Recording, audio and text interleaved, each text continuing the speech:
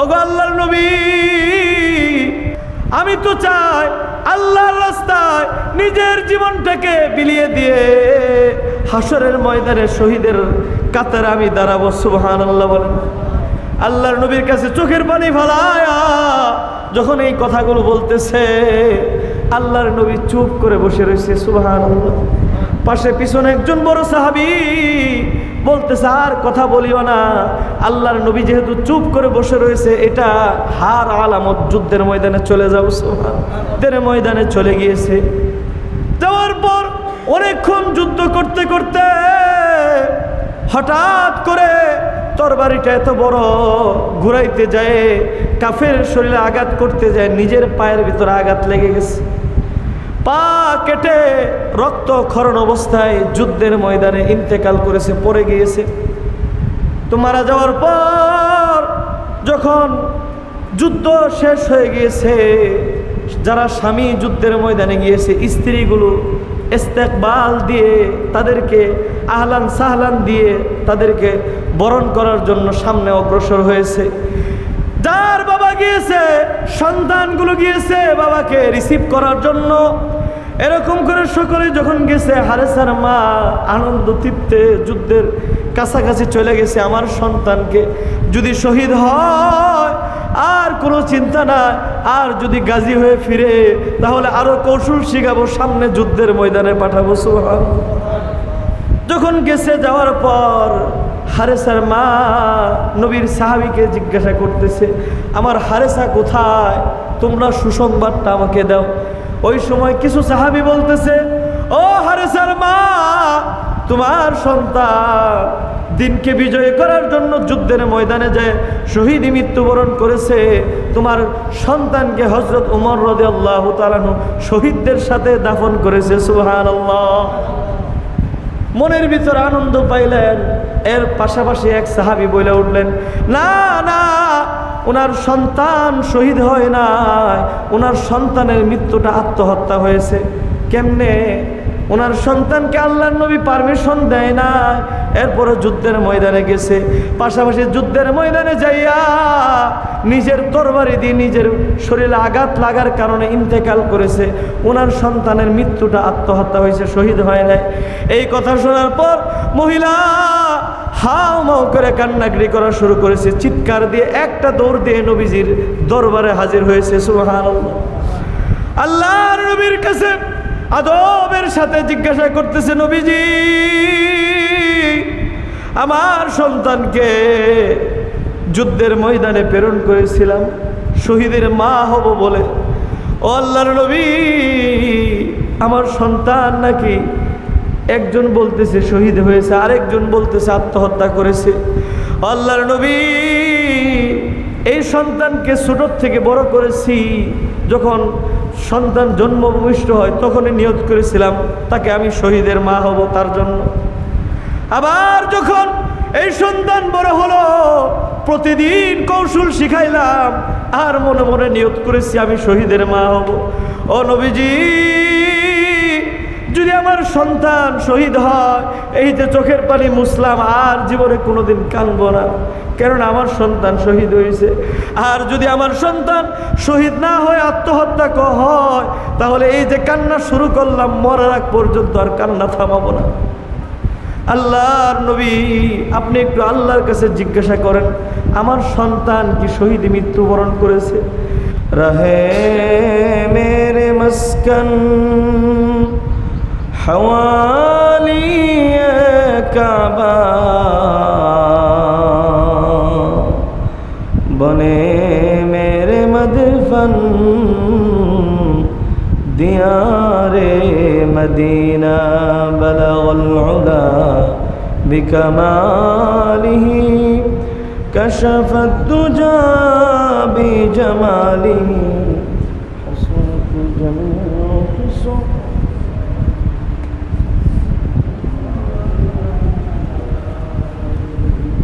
আলহামদুলিল্লাহ, সমস্ত তারিফ, সমস্ত প্রশংসা ওই মহান স্রষ্টার দরবারে, যেই মহান মালিক আমাদেরকে একটি সপ্তাহের পর জুমার নামাজ পড়ার জন্য তার ঘর বাইতুল্লাহ জালিসুর রহমান জান্নাতি বাগানে জান্নাতি পরিবেশে আমাদেরকে আসার বসার মতন তৌফিক দিয়েছেন।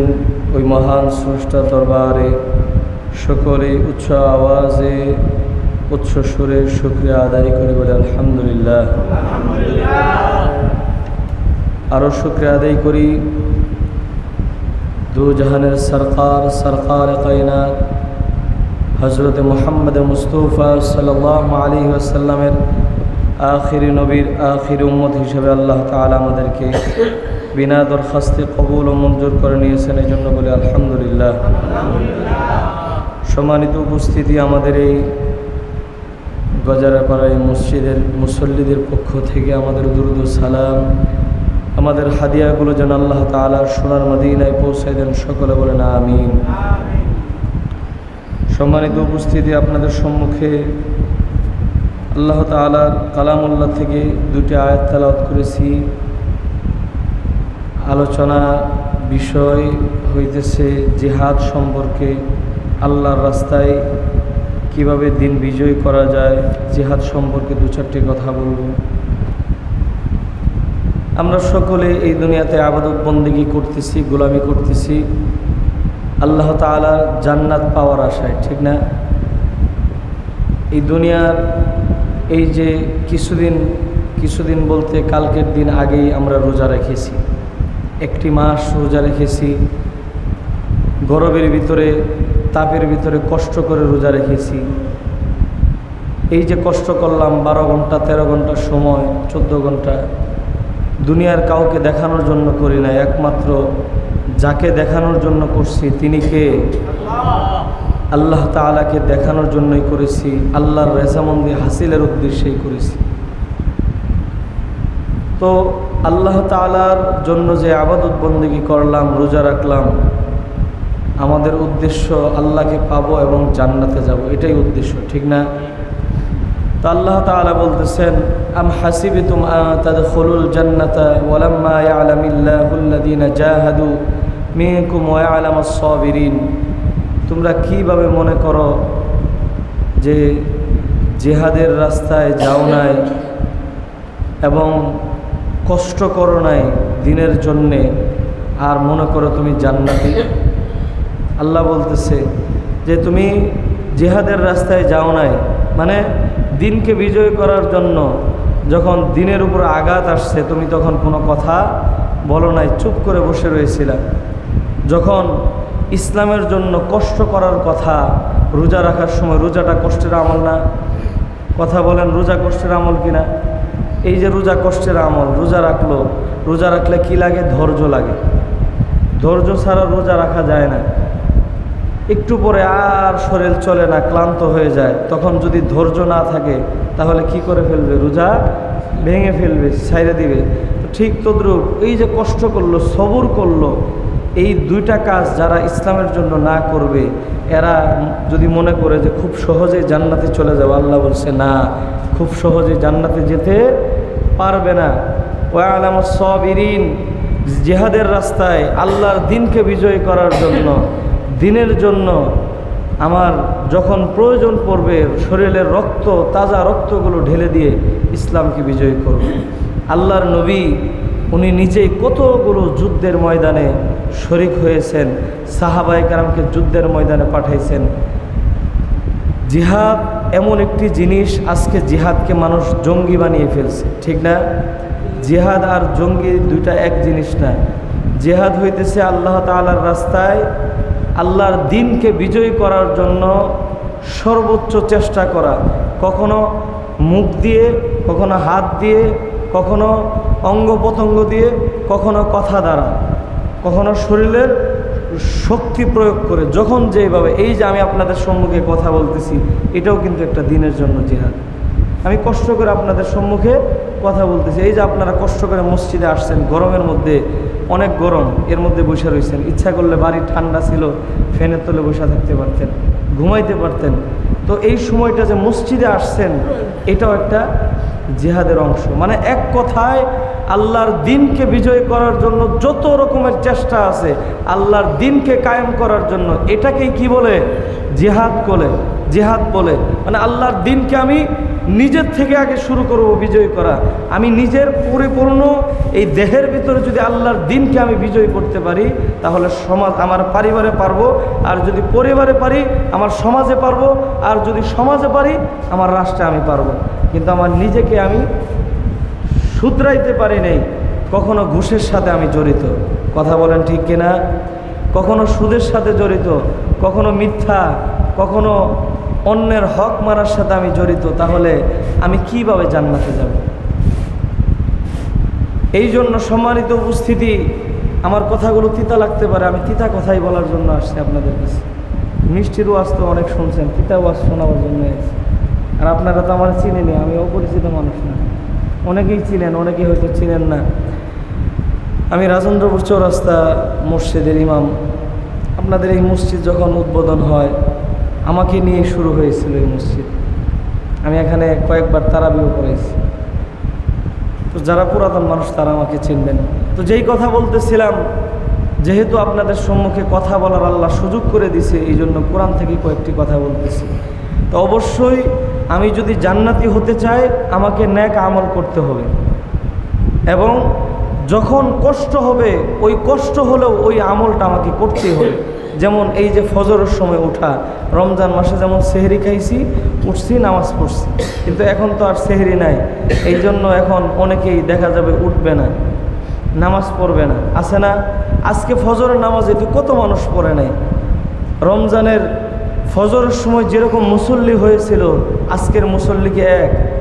দেখা গেল মসজিদে, আমার মসজিদে, এত বড় মসজিদ, মাত্র 5-7 জন নিয়ে মনে হয় নামাজ পড়ছে, অথচ রমজানে 4 কাতার 5 কাতার হয়ে যায়, এক কাতারে 45 থেকে 50 জন মানুষ।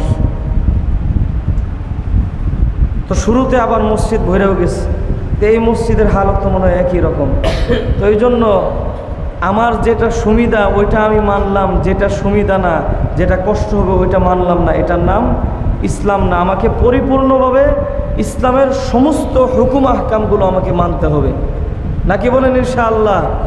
আল্লাহ কোরআনে বলছে, আম হাসিবতুম আন তাদখুলুল জান্নাতা ওয়ালাম্মা ইয়ালামিল্লাহুল্লাযীনা জাহাদু মিনকুম ওয়া ইয়ালামাস সাবিরিন। তোমরা দিনকে বিজয় করার জন্য, দিনকে পরিপূর্ণ মানার জন্য তোমরা জিহাদের ময়দানে যেতে হবে, নফসের সাথে জিহাদ করতে হবে, সমাজে যদি কোনো খারাপ লোক থাকে তার সাথে জিহাদ করতে হবে, এবং সাবিরিন এবং সবরকারী বান্দা হতে হবে। আল্লাহ কষ্ট দিছে তো ধৈর্য ধারণ করব, আল্লাহ সুখ দিছে তো শুকরিয়া আদায় করব, দুনো অবস্থায় আল্লাহ শুকরিয়া আদায় করব। কেননা এই দুনিয়াটা কখনো সুখ কখনো দুঃখ, আল্লাহ এইভাবেই সাজাইছে, ঠিক কিনা? কেউ আজকে হাসতেছে, তার ছেলে সন্তান হয়েছে, এরপরে তার ব্যবসার ভিতর বরকত হয়েছে, আনন্দ। আবার কিছুক্ষণ পরে খবর পাইছে যে তার মা মারা গেছে, তখন আবার ক্রন্দন করলো। আবার একটু পরে খবর পাইলো যে তার ব্যবসার ভিতরে অনেক লাভবান হয়েছে, বা অন্য দিক দিয়ে একটা সুসংবাদ আছে, মনের ভিতরে একটা তৃপ্তি পাইল। তো দুনিয়াতে আল্লাহ তাআলা সুখ এবং কষ্ট দিয়ে সাজাইছে, কিন্তু পরকালের যে জান্নাত, আল্লাহ তাআলা কোরআনে বলেন, ইন্নাল্লাযীনা আমানু ওয়া আমিলুস সালিহাত কানাত লাহুম জান্নাতুল ফিরদাউসি নুজুলা। ও দুনিয়াবাসী, ইন্নাল্লাযীনা আমানু ওয়া আমিলুস সালিহাত কানাত লাহুম জান্নাতুল ফিরদাউসি নুজুলা। আল্লাহ তাআলা বলতেছেন, ও দুনিয়াবাসী, ইন্নাল্লাযীনা আমানু, যারা ঈমান এনেছে, ওয়া আমিলুস সালিহাত, নেক আমল সমূহ করেছে, যখন কষ্ট হবে তখন কষ্ট করেছে। ফজরের সময় মুয়াজ্জিন আজান দিয়েছে, হাইয়া আলাস সালাহ, হাইয়া আলাস সালাহ, ঘুম থেকে উঠে যাও, নামাজ ঘুম থেকে ভালো, সুবহানাল্লাহ বলেন। হাইয়া আলাল ফালাহ, এই নামাজ তোমার জীবনের জন্য কল্যাণকর, সুবহানাল্লাহ বলেন না? এই যে মুয়াজ্জিনে ডাক দিল, বাবা যদি এই ডাকে সাড়া দিয়ে নামাজে আসতেন, এই নামাজে যখন দাঁড়ায়া মালিকের কুদরতি পায়ে যখন সেজদায় পড়া সুবহানা রাব্বিয়াল আলা, সুবহানা রাব্বিয়াল আলা, সুবহানা রাব্বিয়াল আলা, এরকম করে যখন বান্দা ডাক দেয় মালিক তখন খুশি হয়ে যায়। আল্লাহু আকবার বলেন। মালিক খুশি হইয়া ওই বান্দাকে ডাক দিয়ে বলে, ও বান্দা, আরামের ঘুমকে হারাম করে দিয়ে মসজিদে এসেছো, নামাজ পড়েছো বান্দা, আর বলতেছো সুবহানা রাব্বিয়াল আলা, আমি দয়াময় রব, পবিত্র মহান। ও বান্দা, যা যা তোর পিছনের জিন্দেগির গুনাহগুলো আমি মাফ করে দিলাম। সুবহানাল্লাহ। যে মালিককে বলবে সুবহানা রাব্বিয়াল আলা, তুমি পবিত্র মহান রব, আর আল্লাহ বলে তুই আমাকে পবিত্র বলেছিস, তোর পিছনের জিন্দেগির সমস্ত গুনাহ আমি মাফ করে দিলাম। সুবহানাল্লাহ। এই জন্য বাবাজিরা আমার, ফজরের সময় কষ্ট হলেও মসজিদে আসবো তো ইনশাআল্লাহ। সুবহানা রাব্বিয়াল আলা, সুবহানা রাব্বিয়াল আলা। তখন আল্লাহ তাআলা বলতে থাকে, বান্দা, তোকে বানানোর জন্য ফেরেশতারা নিষেধ করেছিল, এরপর আমি বানাইছি। ও বান্দা, যা তুমি আমাকে পবিত্র বলতেছো, আমি আল্লাহ তোমাকে পবিত্র বানায় দিলাম। সুবহানাল্লাহ বলেন না? এই জন্য বাবাজিরা আমার, সকলের কাছে উদারত আহ্বান, আল্লাহ তাআলা বলেছেন ইন্নাল্লাযীনা আমানু ওয়া আমিলুস সালিহাত, নামাজ পড়বো, নেক আমল সমূহগুলো কষ্ট হলেও করবো তো ইনশাআল্লাহ। আমার জীবনের প্রত্যেকটা ক্ষেত্রে মালিকের যেই হুকুম, ওই হুকুমটা কষ্ট হলেও মানবো ইনশাআল্লাহ। এই জন্য তো আল্লাহ বলেন, ইয়া আইয়ুহাল্লাযীনা আমানু উদখুলু ফিস-সিলমি কাফা, ইয়া আইয়ুহাল্লাযীনা আমানু উদখুলু ফিস-সিলমি কাফা। আল্লাহ বলতেছে, ও আমার বান্দা, পরিপূর্ণভাবে ইসলামে প্রবেশ করো। সুবহানাল্লাহ বলেন। আজকে সমাজের মুসলমানরা পরিপূর্ণ ইসলামে প্রবেশ করে নাই, যেটা ভালো লাগে ওইটা মানে, আর যেটা ভালো লাগে না ওইটা ছাইড়া দেয়, ঠিক কিনা? এই সমাজে দেখা যায় ফজরের সময় মসজিদে মুসল্লি নাই, অথচ জুমার সময় মসজিদে মুসল্লি দিয়ে ভরপুর হয়ে যায়, ঠিক কিনা? এরপরে খালি ইমাম সাহেবের বউয়েরাই পর্দা করে, আর বাহিরে যারা আছে এগোর বউয়ের পর্দার প্রয়োজন নাই। কথা কোন ঠিক কিনা? ইমাম সাহেবের বউয়ের খালি পর্দার দরকার আছে, আর বাহিরের মানুষের পর্দার দরকার নাই। সকলের জন্য পর্দা কি ফরজ। প্রত্যেকটা মহিলার জন্য অপর পুরুষ থেকে পর্দা করা তার জন্য কি ফরজ। ইমাম সাহেবের বউ যদি পর্দা না করে, ইমাম সাহেবের বউ পর্দা করে না, ইমাম সাহেব ভালো না, আর আমার বউ যে পর্দা করে না, আমি খুব ভালো মানুষ। কি কথা খারাপ লাগতেছে? তো এই জন্য সম্মানিত উপস্থিতি, সকলের জন্য পর্দা কি ফরজ। এই জন্য আল্লাহ কোরআনে বলছেন, ইয়া আইয়ুহাল্লাযীনা আমানু কু আনফুসাকুম ওয়া আহলিকুম নার। ও আমার বান্দারা, তোমরা যারা আসো আমার বান্দা সকলে, ইয়া আইয়ুহাল্লাযীনা আমানু, যারা ঈমান এনেছো, কু আনফুসাকুম ওয়া আহলিকুম নার, তোমরা নিজেরা জাহান্নাম থেকে বাঁচো, এবং তোমার আহাল যারা আছে, তোমার পরিবার পরিজন, তাদেরকেও জাহান্নাম থেকে বাঁচাও। সুবহানাল্লাহ। আমরা নিজে মসজিদে আসি, নামাজ পড়ি, কিন্তু আমার ঘরকে আমি ঠিক করি না, আমার ঘরকে আমি পর্দা করাই না। এই জন্য হাসরের ময়দানে আপনার স্ত্রী যখন জাহান্নামে যাবে, তখন আপনি যদি জান্নাতে যেতে চান, আল্লাহ তাআলার কাছে ডেকে বলবো, আমার মালিক, এই স্বামী যদি আমাকে বলতো পর্দার কথা, আমি মানতাম, আমাকে পর্দার কথা বলে নাই। তখন স্বামী বলবে, আল্লাহ বলছিলাম কিন্তু মানে নাই। তখন স্ত্রী বলবে, আল্লাহ বলার মতন যদি বলতো আমি মানতে বাধ্য ছিলাম, কেননা আমি তার স্ত্রী। সে যদি আমাকে জোর করত তাহলে অবশ্যই আমি মানতাম, কিন্তু ওইভাবে জোর করে নাই, এই জন্য আমি মানতে পারি নাই। কথা কোন ঠিক কিনা? এই জন্য হাসরের ময়দানে তখন দেখা যাবে আপনার নেক আমল থাকা সত্ত্বেও আপনার স্ত্রী জাহান্নামে যাবে, আপনাকে টাইনা টাইনা লয়ে যাবে আল্লাহ এর সহকারে জাহান্নামে, নাউজুবিল্লাহ মিন যালিক। এই জন্য আমাদের স্ত্রী, আমাদের সন্তান, আমাদের মেয়ে, তাদেরকে পর্দা করা তো ইনশাআল্লাহ। এবং আমাদের সন্তান ছেলে যারা আছে এদেরকে আমরা যেরকম নামাজে আসি আমাদের সন্তানগুলোকে নামাজে নিয়ে যাব।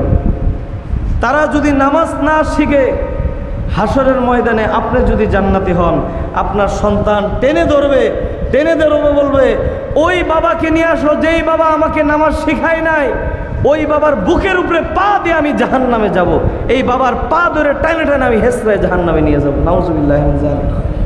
তো এই জন্য আমরা দেখা যায় ফজরের সময় আমাদের সন্তানরে মায়া করে মসজিদে নিয়ে আসি না, ডাক দেই না, ঘুমাইছে, ঘুম নষ্ট হবে। ঘুমের চেয়ে আপনার সন্তানের আরাম চাইলেন, কিন্তু জাহান্নামে যে জ্বলবে ওইটা চিন্তা করলেন না আপনি? ওইটাও তো চিন্তা করার প্রয়োজন। এবং আপনার সন্তান যদি জাহান্নামী হয় তাহলে আপনি মরার পরে তো আপনার সন্তান আপনার কবরে যায় তো রব্বির হামহুমা কামা রব্বায়ানি সগীর, ওই কথা বলবে না, আপনার স্মরণই করবে না। আর যদি আপনার সন্তানটা আলেম সন্তান হয়, যদি আলেম সন্তান হয় এবং ইসলাম বুঝে, দেখেন তো আপনারা আজকে বলতে পারবেন এই সমাজে ভিতরে এরকম কোনো ঘটনা আছে কোনো আলেম তার বাবা মাকে বৃদ্ধাশ্রমে রেখে আসছে? বলতে পারবেন? কোনো আলেম বাবা, কোনো আলেম তার বাবাকে বৃদ্ধাশ্রমে রেখে আসছে? রেখে আসে নাই। কোনো আলেম তার মাকে বৃদ্ধাশ্রমে রেখে আসে নাই। কিন্তু বড় বড় শিক্ষিত বিভিন্ন ডিগ্রিধারী যখন বড় হয়ে যায় তখন কৃষক বাবা তার কাছে মজা লাগে না, ঠিক কিনা? কেননা বিবাহ করে বড় উঁচু ফ্যামিলিতে, তখন ওই মেয়ে এসে বলে যে তোমার বাবা লঙ্গি পরে ঘোরাফেরা করে কৃষক, এর জন্য তো আমার মানিজ্যত শেষ। আমরা ঢাকা ফ্ল্যাটের ভিতরে থাকি, এই গ্রাম্য লোক আমাদের ফ্ল্যাটের ভিতরে মানাই না। তখন কি করবা তাইলে? আমার তো গ্রামের সব বিক্রি করে আমার পড়ালেখা করেছে, আর তো কিচ্ছু নাই, বাবা যাবো কই? তাহলে এক কাজ করো, আমরা খরচ দেবনি বৃদ্ধাশ্রমে রেখে আসো, ঠিক কিনা? তো এই জন্য আপনাদের কাছে আমার উদারত আহ্বান থাকবে, মরার পরে যদি আপনার সন্তানকে আপনার কবরের পাশে চান, অবশ্যই তাকে দ্বীনি শিক্ষার বিকল্প নাই, তাকে দ্বীনি শিক্ষা দিতে হবে। যদি আপনার সন্তানটা আলেম হয় তাহলে যখন মোনাজাতে হাত বাড়াবে আর যখন বলবে আল্লাহ সবার মা বাবার গুনাহ মাফ করে দাও, তখন তো নিজের মা বাবার কথা স্মরণ আসবে। আর এই জন্যই তো আল্লাহ তাআলা কোরআনে বলছেন ইন্নামা ইয়াখশাল্লাহা মিন ইবাদিহিল উলামা। ও দুনিয়াবাসী, ইন্নামা ইয়াখশাল্লাহ মিন ইবাদিহিল উলামা, যারা এই জামানার হক্কানি আলেম উলামা তারা আল্লাহকে সবচেয়ে বেশি ভয় করে। সুবহানাল্লাহ বলেন। আলেম যখন আল্লাহকে সবচেয়ে বেশি ভয় করে, আলেমের তখন মনে পড়বে এই মা বাবাই আমার জন্য জান্নাত। ওই সময় আলেম যখন সকলের জন্য হাত তুলবে নিজের কথা মনে পড়ে যাবে, আমার বাবা দুনিয়াতে আমাকে কত কষ্ট করে মানুষ করেছে, নিজে না খাইয়া আমাকে খাওয়াইছে, নিজে না পয়রা আমাকে পড়াইছে। আমার মা নিজে কত কষ্ট কইরা আমাকে এই পৃথিবীতে লালন পালন করেছে। 10 মাস 10 দিন মার গর্ভে ছিলাম, কত লাথি দিয়েছি। শীতের কনকনা রাতে, বাবা একটু মনোযোগ দিয়ে কথাটা শুনেন, সবাই ঘুমিয়ে গেছে। মা, আপনি যখন আপনার মার গর্ভে ছিলেন, যখন 7 থেকে 8 মাস লাথি দেন, হঠাৎ করে এমন জোরে আঘাত করেছেন, কলিজার ভিতরে যা আঘাতটা লাগছে, সন্তানের মাথা নিচে থাকে, পা গুলো উপরের দিকে থাকে, এত জোরে আঘাত করেছেন। মা লাফ দিয়ে ঘুম থেকে উঠা হাউ মাউ করে কান্নাকাটি শুরু করেছে, চোখের পানিগুলো ফালায়। শীতের দিন, যে সময় মোটা কম্বল ছাড়া শীত মানে না, ওই সময় মা উঠছে, ব্যথার যন্ত্রণায় পুরাটা শরীর ঘেমে একেবারে পানি দিয়ে একেবারে ভিজে গেছে। এরকম অবস্থায় একবার উঠে একবার বসে আপনাকে এই দুনিয়াতে নিয়ে আসতে যায় ওই দিনের চিত্র। মা কলস কলস রক্ত ঢালে এই দুনিয়াতে আপনাকে নিয়ে আসছে, সবার কাছ থেকে বিদায় নিছে, সবাই আমাকে মাফ করে দিও, হয়তো এই দুনিয়াতে আমি আর বাঁচবো না, এরকম কথা বলছি কিনা? হয়তো মাটা আমরা দেখি নাই, কিন্তু আমাদের স্ত্রীটা আমরা দেখছি, ঠিক কিনা? ব্যথা উঠার কয়েকদিন আগের থেকে স্ত্রী বারবার স্বামীর কাছ থেকে গভীর রজনীতে যায়, হাত পা ধরে কান্নাকাটি করে আর বলে, স্বামী একসাথেই ছিলাম জোড়ার কবুতরের মতো, অনেকদিন বসবাস করেছি, হয়তো কিছুদিন পরে আমাদের সন্তান আসবে। ও স্বামী, ওই দিন যদি আমি চলে যাই আমার সন্তানগুলোকে দেখা রাখবেন, আমাকে মাফ করে দিবেন, আমার সন্তানটাকে মানুষের মতো মানুষ করবেন, এরকম কথা বলছে কিনা? তাহলে বাবা, এই যে মা নিজের জীবনটাকে কুরবানি দিয়ে আপনাকে বড় করলো, আপনার মার জন্য আপনার মার কবরের পাশে দাঁড়ায় দোয়া করার প্রয়োজন আছে কিনা? আপনার বাবা নিজে না খাইয়া নিজে না পইরা এত কষ্ট করলো, আপনার বাবার কবরের পাশে দোয়া করার প্রয়োজন আছে কিনা? এই যে কালকে ঈদ গেল, কত মানুষ নিজের বাবা হারাইছে, নিজের মা হারাইছে, এরকম চিত্র গেছে। অনেকেই বাবা মার কথা মনেই করে নাই, স্মরণে আনে নাই। আবার অনেকে এরকম আছে, মার কথা যখন স্মরণ আসছে তখন মার কবরের পাশে দাঁড়ায়া ঈদের দিন সকালে নামাজ পড়ে আগে মার সাথে দেখা করছে, আছে না? আবার অনেকেই মার কথা সারাদিন গেছে, মনেও পড়ে নাই। অথচ যেই মা আপনার এত কুরবানি দিল, এত ত্যাগ করলো, ওই মার জন্য কবরের ঈদের নামাজ পড়ে আল্লাহর নবীর সুন্নত মার কবর জিয়ারত করা, বাবার কবর জিয়ারত করা আমরা করি নাই, বা অনেকেই করছেন, কিন্তু সকলকে এই মা বাবার কবর জিয়ারত করার প্রয়োজন আছে। তো আপনি যখন মার কবরের সামনে দাঁড়াইবেন, দাঁড়ায়া সূরাতুল ফাতিহা, সূরা ইখলাস তেলাওয়াত করবেন, আল্লাহ তাআলা এই তেলাওয়াতের কারণে আপনার মা বাবার কবর আযাবগুলো মাফ করে দিবে। সুবহানাল্লাহ। আল্লাহর নবী হাদিসের ভিতরে বলছেন, আল জান্নাতু তাহতা আকদামিল উম্মাহাত, ও পৃথিবীর সন্তান, তোমার মা তোমার বাবা তোমার জন্য জান্নাত। সুবহানাল্লাহ।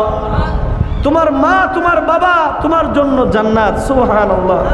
এরপর আল্লাহর নবী আরো বলেন, রাজার রব্বি বিরিজাল ওয়ালিদাইন ওয়া সাখাতার রব্বি ওয়া সাখাতাল ওয়ালিদাইন, তোমার মা খুশি তো আল্লাহ খুশি। সুবহানাল্লাহ। তোমার বাবা খুশি তো মালিক খুশি, আর তোমার বাবা বেজার তো আল্লাহ বেজার, তোমার মা বেজার তো আল্লাহ বেজার। নাউজুবিল্লাহি মিন যালিক। এই জন্য আমাদের মা বাবা যাদের বেঁচে আছে, অনেকেই বৃদ্ধ মা বাবা বেঁচে থাকলে সন্তান যদি বলে, আব্বু আমার ঈদের মধ্যে এই কিনা দিতে হবে, সেই কিনা দিতে হবে, আজকে অফিসে যাইতেছে খেলনা নিয়ে আইসো, তখন নিজের পকেটে টাকা না থাকলে ধার করে খেলনা নিয়ে আসে, ঠিক কিনা?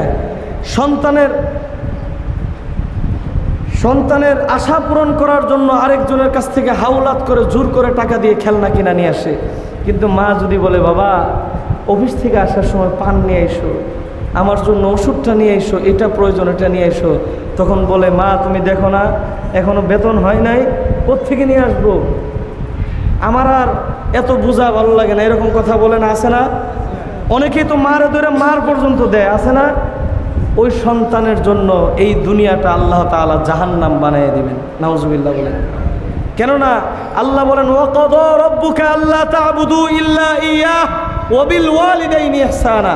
আল্লাহ বলছে, ও আমার পৃথিবীবাসী, ও আমার বান্দারা, তোমরা শোনো, আমার রবের পক্ষ থেকে দুইটা ফায়সালা, একটা ওয়াকাদা রাব্বুকা আল্লা তা'বুদু, আল্লাহর ইবাদত বন্দেগী করবা, ওয়া বিল ওয়ালিদাইনি ইহসানা, আমার ইবাদতের পাশাপাশি তোমার মা বাবার খেদমত করবা, তোমার মা বাবার গোলামি করবা। সুবহানাল্লাহ।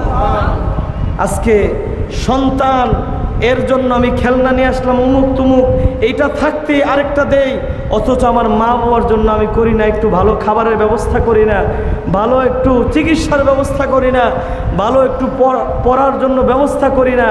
কিন্তু চিন্তা করে দেখেন তো, এই সন্তান আপনার জন্য কতদিন রাত জাগছে? আপনার সন্তানকে আপনার জন্য কখনো রাত জাগছে? আপনার সন্তান আপনার জন্য কখনো কষ্ট করে নাই? কিন্তু আপনার মা আপনাকে জন্ম দেওয়ার পর কতটা বছর আপনার জন্য রাত জেগে ঘুমায় নাই, ঠিক কিনা? 2.5 বছর একটু ঘুমাইছে, সারাদিন তো আপনি ডিস্টার্ব করছেন, রাত্রেবেলা ঘুমাইছে, হঠাৎ করে আপনি প্রস্রাব করে দিয়েছেন, কান্নাকাটি শুরু করছেন, মা তখন ঘুম ভেঙে গেছে, কাপড়টা পাল্টাই দিছে, আবার একটু পরে আপনার খিদা লাগছে, আবার কান্নাকাটি করছে, আপনার মার ঘুম ভেঙে গেছে, একটু পরে আবার পায়খানা করছেন। এরকমভাবে সারাটা রাত, সারাদিন ঘুমাইতে পারে নাই, সারাটা রাতও এইভাবে আপনার মা আপনার বাবা পার করছে। আপনার বাবা অফিসে চলে গেছে, কত মানুষের গালিগালাজ শুনে আপনার জন্য আপনার মুখে খাবার পৌঁছায় দিছে। আপনার বাবা ঈদের মধ্যে নিজে ভালো কাপড় পরে নাই, কিন্তু আপনাকে 1টা না 4টা 5টা দিছে। নিজে পুরান কাপড় দিয়ে ঈদ করছে, আপনার জন্য কয়েকটা ঈদের জন্য নতুন কাপড় দিছে। তাইলে এই মা বাবার জন্য ভালো কিছু করার প্রয়োজন আছে তো? যখন মা বাবার শক্তি ছিল, আপনাকে এমনভাবে রাখছে, কখনো কষ্ট পেতে দেয় নাই। কিন্তু যখন মা বাবা দুর্বল হয়ে গেছে, তখন আর ওই সন্তান সবল হয়ে গেছে, মা বাবার দিকে খেয়াল করে না। এরকম যেন না হয়। আপনি যদি আপনার জীবনের সর্বোচ্চ মা বাবার জন্য বিলীন করে দেন, আপনি এই আশা করতে পারেন আপনার মা বাবা একদিন হতে চলে যাবে, কিন্তু আল্লাহ তাআলা এমন দেওয়া দিবে যে আপনার মা বাবার দোয়ার কারণে আল্লাহ তাআলা আগের জীবনের চেয়ে 10 গুণ বেশি আপনাকে দিছে। সুবহানাল্লাহ।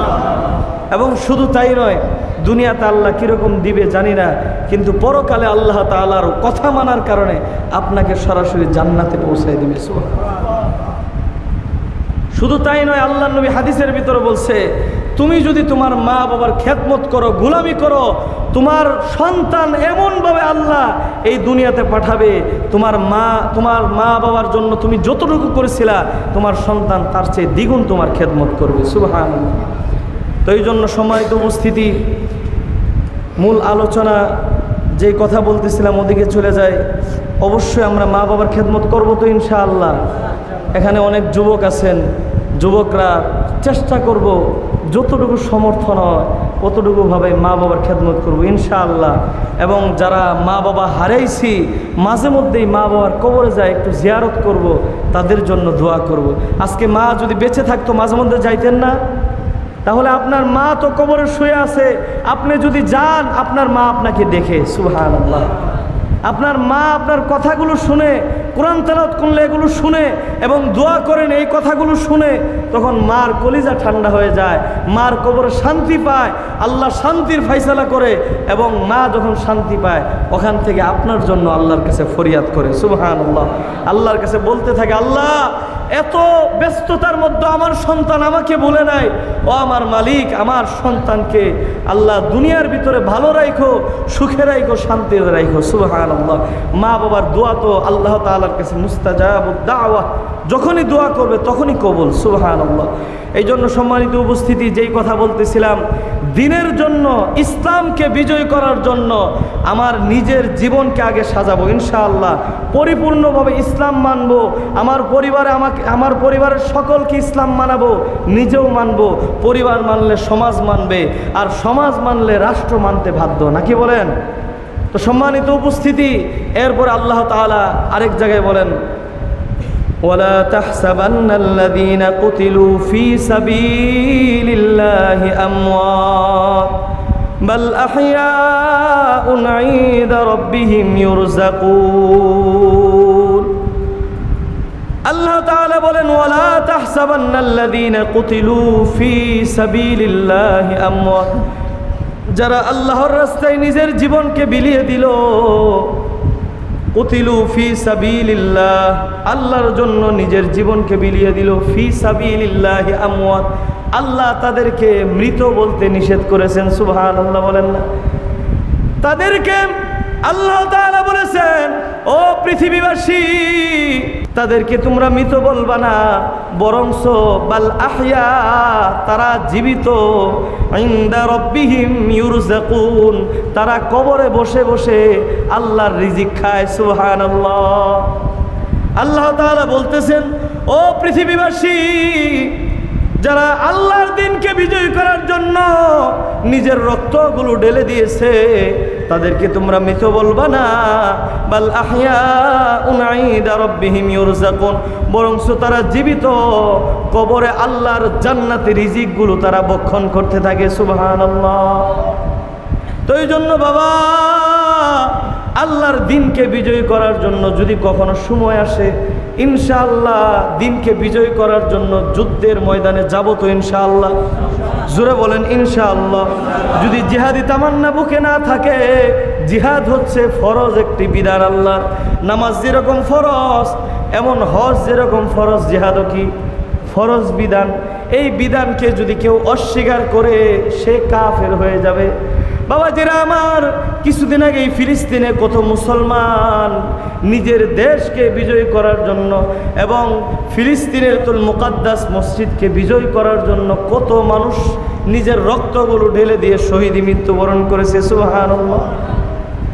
এই দুনিয়ার থেকে বিজয় হয়ে যাওয়ার পর আল্লাহর নবীর ছোট্ট একটি ঘটনা বলে আজকের আলোচনা শেষ করতেছি। এই দুনিয়ার থেকে বিদায় হওয়ার পর যারা দিনকে বিজয় করার জন্য শহীদ হবে, আল্লাহর নবী বলছে, এদেরকে তোমরা গোসল করাবা না, এদেরকে রক্ত মাখা অবস্থায় তোমরা দাফন করে দাও। সুবহানাল্লাহ। কেননা আমাদের শরীর থেকে কাটার পরে যে রক্তটা বের হয়, এটা হারাম হয়ে যায়। এই জন্যই তো অজু ভেঙে যায়। অজু ভাঙার কারণ কি? শরীর থেকে রক্ত, পুষ, পানি বের হয়ে যদি গড়ায় পড়ে কি হয়ে যায়? অজু ভেঙে যায়। ঠিক তদ্রুপ যেটা বের হয় এটা নাপাক হয়ে যায়। কিন্তু আল্লাহর নবী বলেন, দিনকে বিজয় করার জন্য কোনো মানুষ যদি যুদ্ধের ময়দানে রক্ত ঝরায়, প্রত্যেকটা ফুটা ফুটা রক্ত পবিত্র হয়ে যায়। সুবহানাল্লাহ। বলুন, শুধু পবিত্র হয় না, প্রত্যেকটা রক্ত ফুটা ফুটা হাসরের ময়দানে তার পক্ষে সাক্ষী হয়ে যাবে। সুবহানাল্লাহ। আল্লাহর নবীর এক সাহাবী হযরতে হারিস রাদিয়াল্লাহু তাআলা আনহু যুদ্ধের ময়দানে যাবেন, কিন্তু সাহাবীটা ছিলেন ছোট, একেবারে ছোট, তরবারি যতটুকু তার উচ্চতা অতটুকু। সুবহানাল্লাহ বলেন না। তার মা আল্লাহর নবীর কাছে এসে বলতেছে, ওগো নবী, এই সন্তানটাকে আমি আল্লাহর রাস্তায় আমানত দিতে চাই। সুবহানাল্লাহ। ও নবী, এই সন্তানটা যুদ্ধের ময়দানে যায় শহীদ হবে, আর শহীদ হলে আল্লাহর রাস্তায় আমানত হয়ে গেল। এই সন্তান ইনজিল বনে যাবে, আর আমি বগিকে টেনে টেনে আমার সন্তান আমাকে জান্নাতে নিয়ে যাবে। সুবহানাল্লাহ। এই কথা বলার পর আল্লাহর নবী বলতেছে, ও হারিসের মা, তোমার সন্তানের তো বয়স হয় না, তরবারি যতটুকু তোমার সন্তানও তো ততটুকু না, যুদ্ধের ময়দানে পারমিশন দেওয়া হবে না। এবার হারিস ডেকে বলতেছে, ওগো আল্লাহর নবী, যুদ্ধের ময়দানে যাওয়ার জন্য, কত যুদ্ধের ময়দানে যাওয়ার জন্য আপনার কাছে মিনতি জানাইলাম, কোনোটাই তো পাঠাইলেন না। ও নবীজি, আমি কি শহীদের মৃত্যু বরণ করতে পারবো না? আমি যদি এর আগে আমার মৃত্যু হয়ে যায়, আমি তো চাই আল্লাহর রাস্তায় নিজের জীবনটাকে বিলিয়ে দিয়ে হাসরের ময়দানে শহীদের কাতারে আমি দাঁড়াবো। সুবহানাল্লাহ বলেন। আল্লাহর নবীর কাছে চোখের পানি ফেলায়া যখন এই কথাগুলো বলতেছে, আল্লাহর নবী চুপ করে বসে রয়েছে। সুবহানাল্লাহ। পাশে পিছনে একজন বড় সাহাবী বলতেছে, আর কথা বলিও না, আল্লাহর নবী যেহেতু চুপ করে বসে রয়েছে, এটা হার আলামত, যুদ্ধের ময়দানে চলে যাও। সুবহানাল্লাহ। নবীজিকে শোনায় এই কথাটা বলছে। তো আল্লাহর নবীর সাহাবী যুদ্ধের ময়দানে চলে গিয়েছে। যাওয়ার পর অনেকক্ষণ যুদ্ধ করতে করতে হঠাৎ করে তরবারিটা এত বড় ঘুরাইতে যায়, কাফের শরীরে আঘাত করতে যায়, নিজের পায়ের ভিতরে আঘাত লেগে গেছে। পা কেটে রক্তক্ষরণ অবস্থায় যুদ্ধের ময়দানে ইন্তেকাল করেছে, পড়ে গিয়েছে। তো মারা যাওয়ার পর যখন যুদ্ধ শেষ হয়ে গিয়েছে, যারা স্বামী যুদ্ধের ময়দানে গিয়েছে, স্ত্রীগুলো ইস্তেকবাল দিয়ে তাদেরকে আহলান সাহলান দিয়ে তাদেরকে বরণ করার জন্য সামনে অগ্রসর হয়েছে। যার বাবা গিয়েছে, সন্তানগুলো গিয়েছে বাবাকে রিসিভ করার জন্য। এরকম করে সকলে যখন গেছে, হারেসার মা আনন্দ তৃপ্তে যুদ্ধের কাছাকাছি চলে গেছে। আমার সন্তানকে যদি শহীদ হয় আর কোনো চিন্তা নাই, আর যদি গাজী হয়ে ফিরে তাহলে আরো কৌশল শিখাবো, সামনে যুদ্ধের ময়দানে পাঠাবো। সুবহানাল্লাহ। যখন গেছে, যাওয়ার পর হারেসার মা নবীর সাহাবীকে জিজ্ঞাসা করতেছে, আমার হারেসা কোথায়, তোমরা সুসংবাদটা আমাকে দাও। ওই সময় কিছু সাহাবী বলতেছে, ও হারেসার মা, তোমার সন্তান দিনকে বিজয় করার জন্য যুদ্ধের ময়দানে যায় শহীদী মৃত্যুবরণ করেছে। তোমার সন্তানকে হযরত ওমর রাদিয়াল্লাহু তাআলা আনহু শহীদদের সাথে দাফন করেছে। সুবহানাল্লাহ। মনের ভিতর আনন্দ পাইলেন। এর পাশাপাশি এক সাহাবী বলে উঠলেন, না না, ওনার সন্তান শহীদ হয় না, ওনার সন্তানের মৃত্যুটা আত্মহত্যা হয়েছে। কেমনে? ওনার সন্তানকে আল্লাহর নবী পারমিশন দেয় না, এরপরে যুদ্ধের ময়দানে গেছে। পাশাপাশি যুদ্ধের ময়দানে যাইয়া নিজের তরবারি দিয়ে নিজের শরীরে আঘাত লাগার কারণে ইন্তেকাল করেছে। ওনার সন্তানের মৃত্যুটা আত্মহত্যা হয়েছে, শহীদ হয় নাই। এই কথা শোনার পর মহিলা হাও মাও করে কান্নাকাটি করা শুরু করেছে। চিৎকার দিয়ে একটা দৌড় দিয়ে নবীজির দরবারে হাজির হয়েছে। সুবহানাল্লাহ। আল্লাহর নবীর কাছে আদবের সাথে জিজ্ঞাসা করতেছে, নবীজি, আমার সন্তানকে যুদ্ধের ময়দানে প্রেরণ করেছিলাম শহীদের মা হব বলে। ও আল্লাহর নবী, আমার সন্তান নাকি একজন বলতেছে শহীদ হয়েছে, আরেকজন বলতেছে আত্মহত্যা করেছে। আল্লাহর নবী, এই সন্তানকে ছোট থেকে বড় করেছি। যখন সন্তান জন্মভূমিষ্ঠ হয় তখনই নিয়ত করেছিলাম তাকে আমি শহীদের মা হব তার জন্য।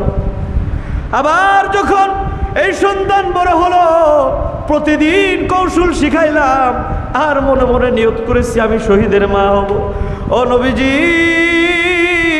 যদি আমার সন্তান শহীদ হয়, এই যে চোখের পানি মুছলাম, আর জীবনে কোনোদিন কাঁদব না, কেননা আমার সন্তান শহীদ হয়েছে। আর যদি আমার সন্তান শহীদ না হয়, আত্মহত্যা হয়, তাহলে এই যে কান্না শুরু করলাম, মরার আগ পর্যন্ত আর কান্না থামাবো না।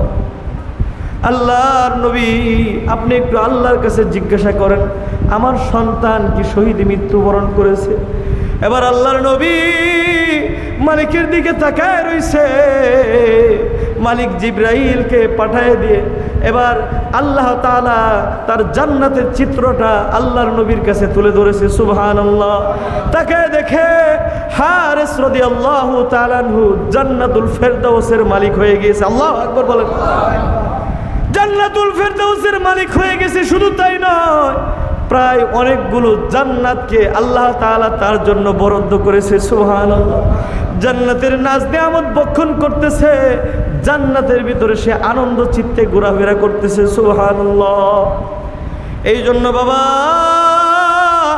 নিজেও শহীদি তামান্না রাখবো এবং আমার সন্তানের শহীদের বাবা হওয়ার চিন্তা ভাবনা করবো তো ইনশাআল্লাহ। পাশাপাশি আমাদের সন্তানকে দ্বীন শিক্ষা দিব, আলেম বানাবো ইনশাআল্লাহ। বলেন। অনেকে সন্তানকে ডাক্তার ইঞ্জিনিয়ার বানান, সমস্যা নাই, কিন্তু এলমে দ্বীনকে শিক্ষা দিয়ে পরে ডাক্তার ইঞ্জিনিয়ার বানান ইনশাআল্লাহ। আপনার সন্তান যদি হাফেজ হয়, যদি ডাক্তার হয়, তাহলে হাফেজ এবং ডাক্তার সে জীবনে কোনো দিন মানুষের সাথে বাটপারি করবে না।